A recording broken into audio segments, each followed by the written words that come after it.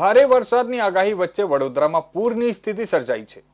વડોદરામાં છેલ્લા 24 કલાકમાં 9 ઇંચ વરસાદ થયો છે। ત્યારે આજવા ડેમમાંથી પાણી છોડવામાં આવતા વિશ્વામિત્રીની સપાટી ભયજનક સ્થિતિમાં પહોંચી ગઈ છે। હજુ પણ વરસાદની આગાહીને કારણે લોકોની ચિંતા વધી ગઈ છે।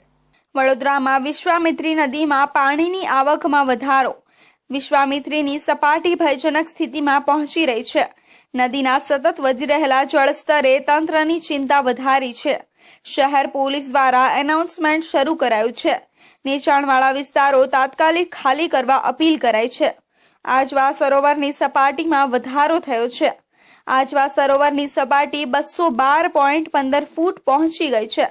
આજવા ડેમની કુલ સપાટી 211.25 ફૂટ છે।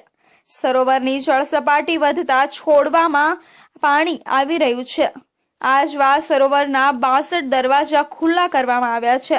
ડેમમાંથી પાણી છોડાતા વિશ્વામિત્રી નદીનું જળસ્તર વધી ગયું છે। આજવા સરોવરમાંથી પાણી છોડાતા નદીનું જળસ્તર વધ્યું છે। નદીમાં સતત વધતી પાણીની આવકથી તંત્રની ચિંતા વધી છે, તો નીચાણવાળા વિસ્તારોને તાત્કાલિક ખાલી કરવા સૂચના આપવામાં આવી છે। બુધવારે પડેલા ભારે વરસાદ તથા ઉપરવાસમાંથી પાણીની આવકને પગલે આજવા સરોવરની જળ સપાટી 212.50 ફૂટે થતા આજવા સરોવરનું પાણી વિશ્વામિત્રી નદીમાં છોડવામાં આવી રહ્યું હોય હાલમાં વિશ્વામિત્રી નદી 28 ફૂટે ભયજનક સપાટીએ વહેતી થઈ છે, જેના પગલે નીચાણવાળા તથા નદી કાંઠાના વિસ્તારમાં લોકોને સ્થળાંતરિત કરવામાં આવ્યા છે। શહેરમાં પરિસ્થિતિ વિકટ બનવાના એંધાણને પગલે એનડીઆરએફની એક ટુકડી પણ વડોદરામાં સ્ટેન્ડ બાય કરવાનું નક્કી કરવામાં આવ્યું છે।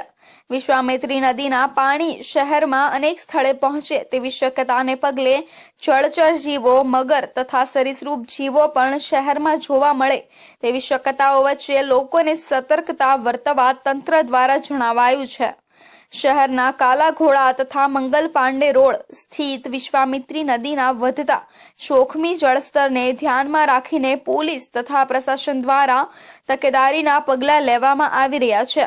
લોકોને આ રસ્તાઓ પર ન જવા તાકીદ સાથે રસ્તા બંધ કરવાની કવાયત હાથ ધરવામાં આવી છે।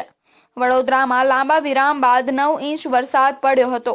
9 ઇંચ વરસાદ પડતા શહેરના રોડ રસ્તા પર પાણી ભરાતા પૂર જેવી સ્થિતિ સર્જાઈ છે।